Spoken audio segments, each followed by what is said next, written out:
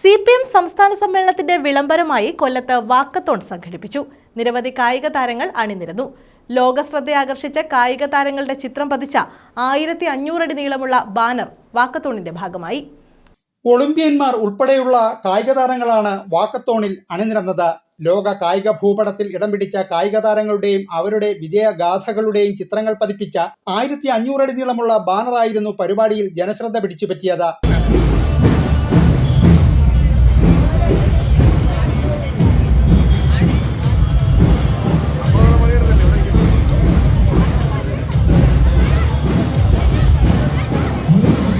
ലോകോത്തര താരങ്ങളായ മെസ്സിയും റൊണാൾഡോയും ഉൾപ്പെടെയുള്ള ലോകതാരങ്ങളും രാജ്യത്തിന്റെയും കേരളത്തിന്റെയും കായിക പോരാട്ടങ്ങൾ അടയാളപ്പെടുത്തിയ PR ശ്രീജേഷും സഞ്ജു സാംസണും ഉൾപ്പെടെ കേരളം സംഭാവന ചെയ്ത ഒട്ടേറെ താരങ്ങളും ബാനറിൽ സ്ഥാനം പിടിച്ചിരുന്നു. ജില്ലാ പഞ്ചായത്തിന് മുന്നിൽ നിന്ന് ആരംഭിച്ച ചിന്നക്കട ബസ് ബേയിലാണ് വാക്കത്തോൺ സമാപിച്ചത്. ധനമന്ത്രി KN ബാലഗോപാൽ ചടങ്ങിൽ മുഖ്യ പ്രഭാഷണം നടത്തി. 10-15 പോയിന്റുകൾ കേരളത്തിലെ സ്പോർട്സ് മേഖലയെ സംബന്ധിച്ചാണ്.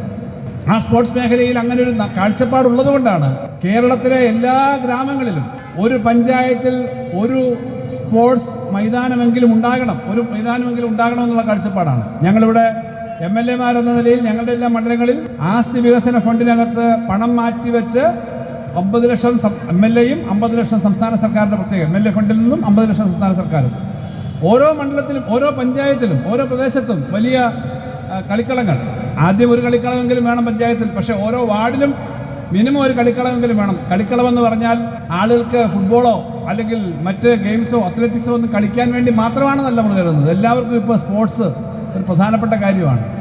സ്പോർട്സ് എന്ന് പറയുന്നത് അവനവൻ്റെ അതൊരു ജീവിതവുമായി ബന്ധപ്പെട്ട കാര്യമാണ്.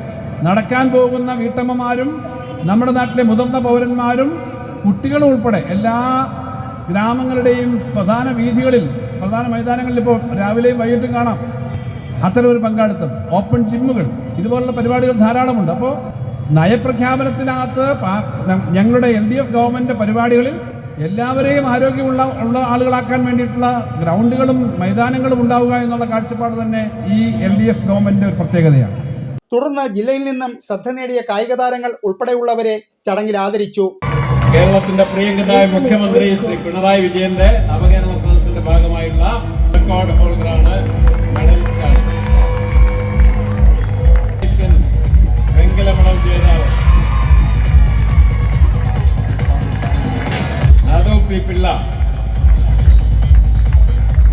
ന്യൂസ് ബ്യൂറോ, കൊല്ലം.